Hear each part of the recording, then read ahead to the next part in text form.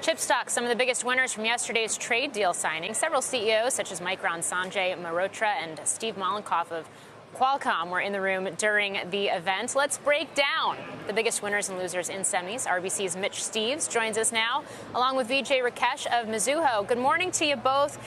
Mitch, I'll start with you. We saw semis sell off on the heels of that signing yesterday, but rallying today. What are the names that could be the biggest winners and losers? Yeah, so for 2020, we're sticking with our memory call. We think Micron and Western Digital will work higher this year.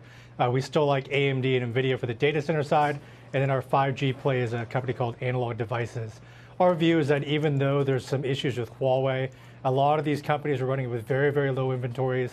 They had no clarity on tariffs. At least that is now cleared up, so people can increase their inventory levels. So 2020 is probably a very large growth year for semiconductors in general.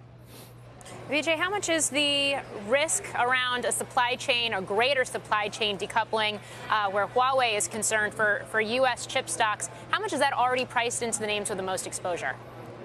Yeah, thanks, Morgan. So I think as you look at 2019, a lot of the semi companies were worried about Huawei and the outlook there and trade concerns and recession risk. As you look at 2020 here, most of the Huawei contribution has been taken out. So most of the suppliers today have little to no exposure to Huawei. So if Huawei gets a reprieve in the second half, we think that's an upside. If they don't get it, fine. So I think as you look here at 2020, we think it's more about some tensions cooling down, a much better return to growth, much better fab utilizations, all driving earnings up for the semi group overall. So we think Huawei will be less of a concern because it's out of the numbers for a lot of the semi companies here.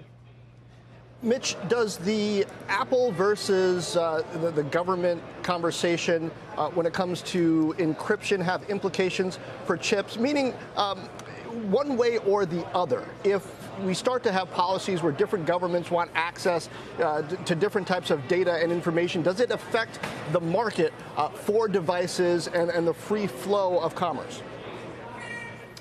I don't think that'll impact the chip sector. I think that's more of a software issue in terms of them handing over the keys, I guess, to the information that the government may be looking for. But in terms of chip stocks, it's not going to make a big difference. At the end of the day, you're still going to have to increase your sales of smartphones because you're going to move to 5G. You still have very, very low inventories across the board for all chips in general. And so we think that as smartphones ramp up over 2020, on top of data center spending coming back, you've got a lot of growth drivers for semis, particularly with the high beta names like AMD, NVIDIA, and Xilinx, for example, is another good example of a data center play. So we don't think it's that big of a deal. I mean, it's just another legal overhang, but it has nothing to do really with the unit shipment. It has more to do with the software and security code associated with Apple. So, Vijay, given the conversation, all the different conversations we're having that can affect the chip sector this year, and not to mention the run we've seen in the stocks in 2019, what are your top picks? Our top picks are pretty similar. We think auto industrial names will be acting a lot better in 2020 after a pretty dismal 2019. So on Semiconductor and XPI, again, on the data center server side, we think the names to focus on will be AMD and NVIDIA. And also on the memory side, I think Micron, Western Digital, I think those will be the names to focus on. We are more neutral on Xilinx because we think data center would help them. But again, data center is only 7% of their revenues. So the big impact would obviously be Huawei, where they don't have any exposure, and Huawei seems to be moving to ASICs.